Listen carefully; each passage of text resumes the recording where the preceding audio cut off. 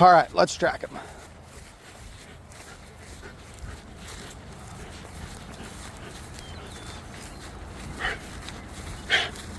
So right here, we're gonna stop. We are a ways away. Sit. Sook. He jolted right up to that flag. So I anticipate from the way our start went today that he is going to be more inclined to pull when there is no food, just because of the drive I'm seeing right now, and the drive that he showed me back at the truck. But we're gonna see how it goes. Let him get out there a little ways.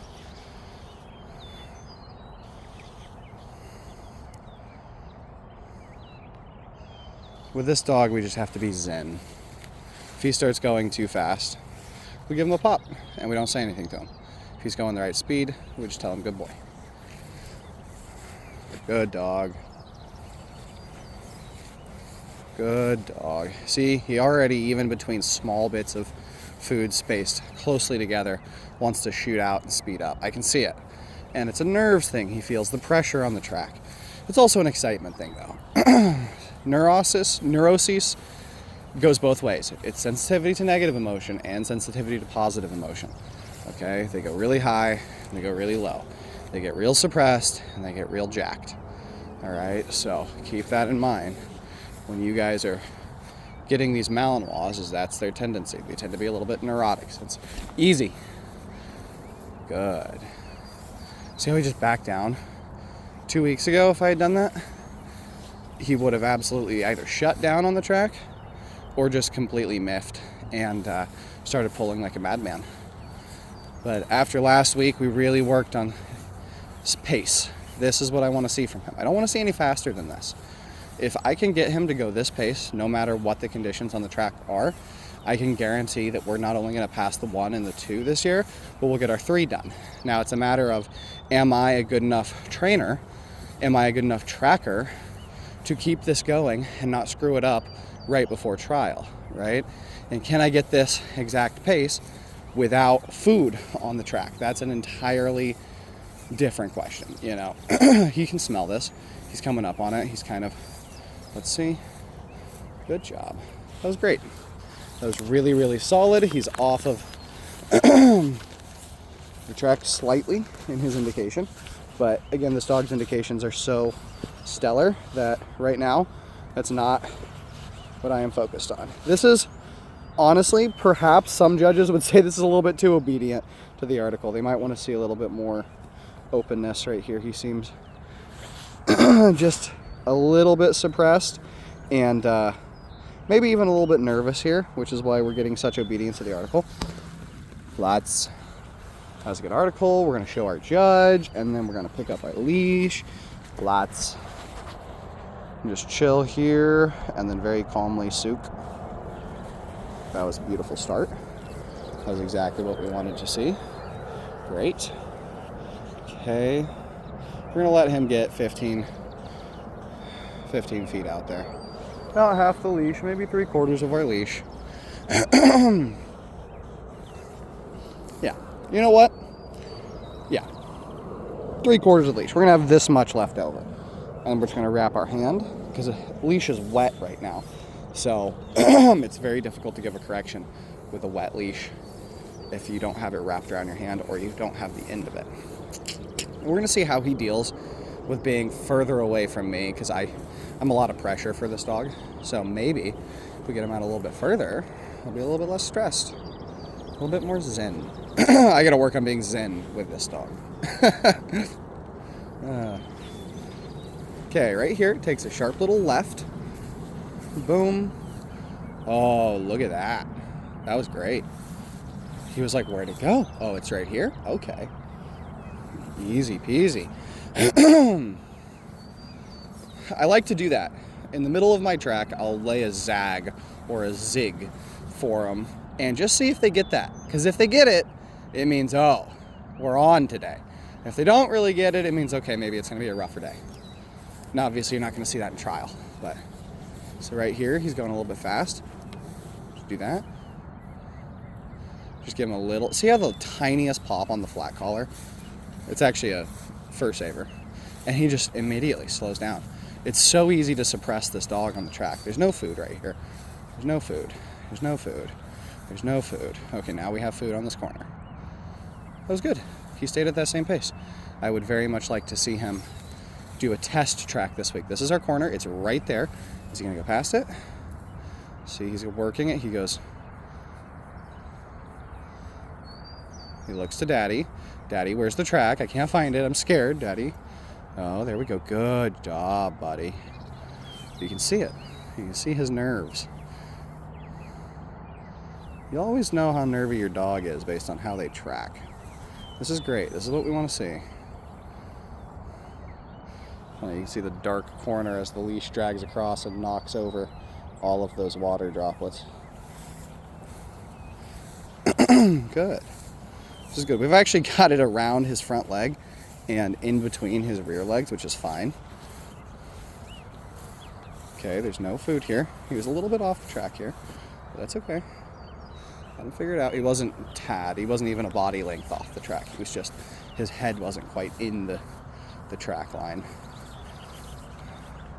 Okay, we'll look for our first article, or our second article, coming up here.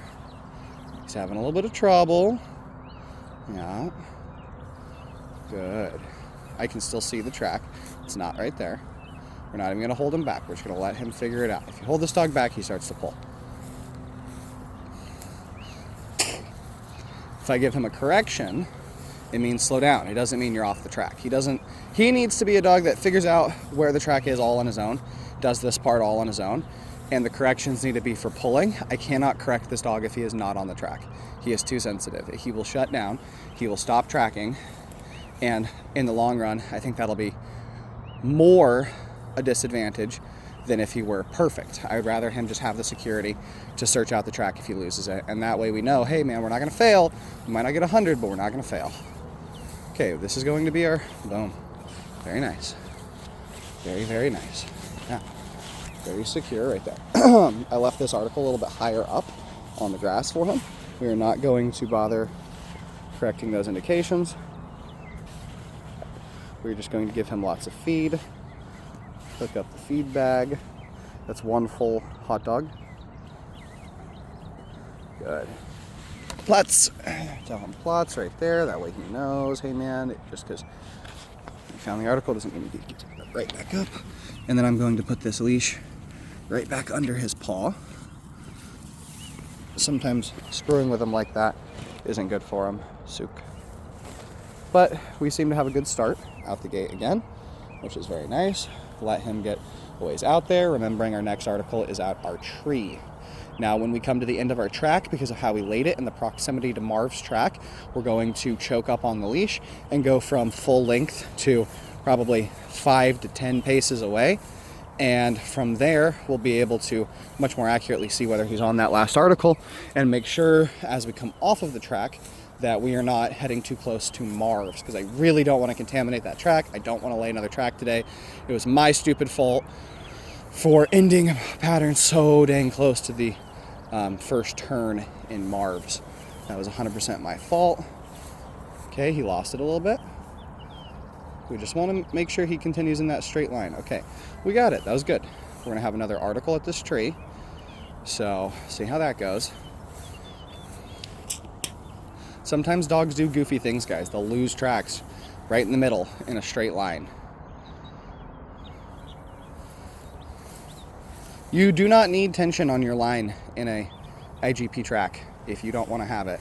If your dog tracks better without it, you can leave that on the ground. You just have to be the full 30 feet back on the leash. For this dog, that's what I'm going to have to do.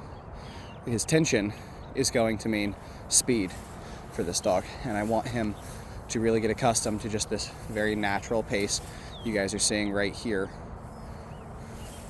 without any tension. Okay, we've got it between his legs again. He kind of had it on the outside of his left legs that time. We're gonna wait. We're looking for that shadow to touch that tree, and right there. Fantastic. That's a great indication. We've had no missed articles on this track, and it's a Monday. So for me, as far as Mondays go, this is a great one. And they've all been really good indications too. They haven't been super sloppy.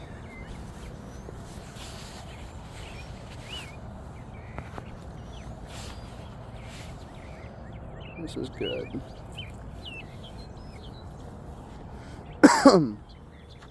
I didn't take my allergy medicine this morning. I am feeling it today. Let's make sure the judge sees our article. That's 3 of 4.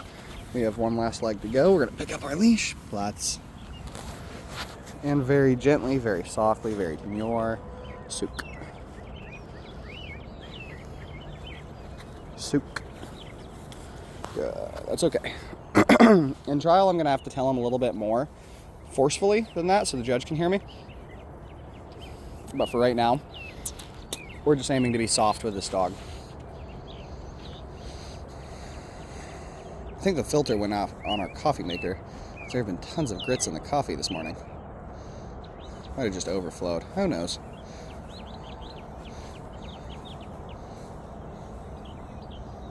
If there's coffee and my dog tracks, I am happy. We are at the full pace of this leash, more or less. Good. He's tracking very nicely. This is the speed we want to see. That's too fast. Give him a little bit of a, hey man, slow down.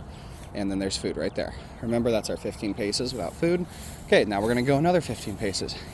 See if he does this 15 a little bit better than the last one. He is. He's keeping that pace. He's keeping very steady. His nose is to the ground. He's quite serious.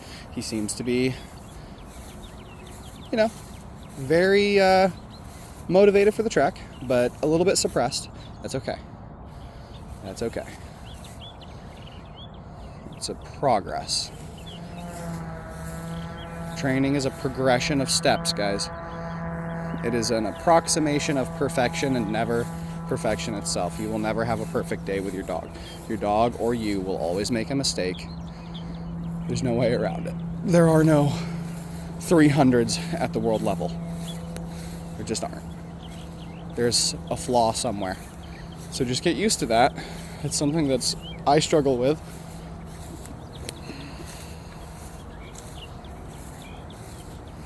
Good. There's not a lot of food here. Now there's food. Because I really wanted him to stick through and be true to the track. There's some briars right there. He didn't like them. He went a little quicker. But that's okay. All right, so we know that on the opposite side of this trough is our next corner. And we know that we have kind of a hot track after this. So we're going to ease up and choke up a little bit on him and get a little bit closer. This is nice because he can't go too far right. Obviously there's a fence there. He's not going to want to cross that. Okay. We're going very nicely.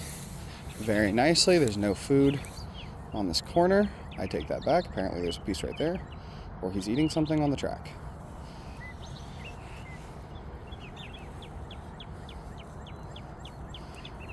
Good. Good. Very loyal to the track right there. Oh. He's checking out that game trail. No, that's not it. Okay, he figures it out. Yes, very nice. We're going to walk to our corner edge so we can see our line a little bit better. And we're going to let him pull out from here.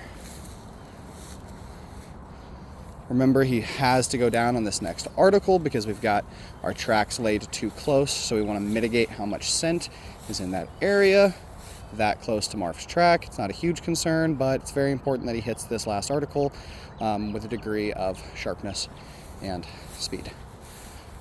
Accuracy. He needs to not walk over the track, or over the article, guys. That's really what I'm looking for. I actually don't care about the speed, but I would like him to be really solid on this article. This leg of the track, I thought I had gone back further, so I had more space, and I just didn't. Talking while I track is a great way for me to just kind of stay chill and relax with this dog and not take things ultra seriously. See, I'm just scooting up slowly to him. This is more than adequately close. This is probably too close. You see, he feels the pressure from me when I'm this close. But honestly, he's doing good. He's doing so good, boys. Good, not getting too fast. Very nice. You can really see this track right here. This is great. This is what we're looking for. Let's. Good dog. pick up our flag, and then we're gonna feed him on this. And I don't care that he's looking at me right now. Look at that beautiful face. Very wet face. I had to actually kind of find it. It was hard to see.